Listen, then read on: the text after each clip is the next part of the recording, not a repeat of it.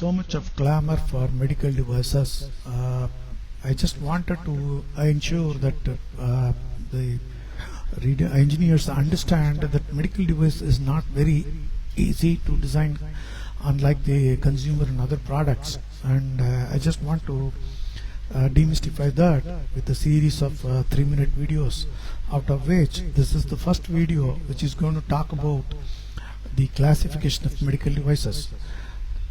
Most medical devices, either in Europe or in USA, are actually classified into three groups of devices called class 1, class 2 and class 3. Typically the classes are based on the severity of the impact of the device failure on the patient or the doctor.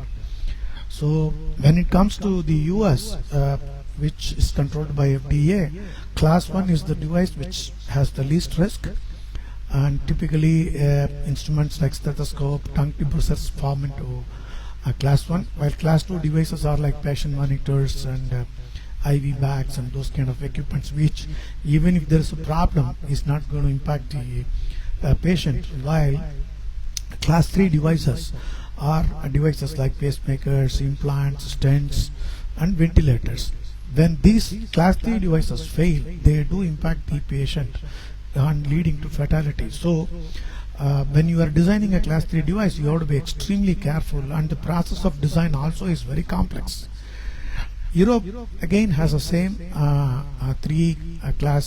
classification, but what they have done is the class 1 and class 2, they have further subdivided into two pieces each to further classify the equipments based on the risk. As in FDA, class 3 in Europe is also the highest risk devices, covering all the implantable devices, ventilators, stents and other stuff. But class 2 has two pieces called medium risk, class 2A, which are like your dental implants and some of the patient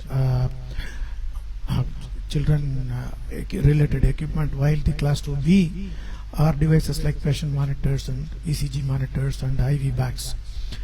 And class 1 again further divided into two. Class 1, the lowest risk device, basically doesn't need much of sterilization, while the class 1, a little higher risk device, does need a sterilization. However, these devices, even if they fail, are not going to really impact the patient. And let's see the next serious thing on medical devices in our next video.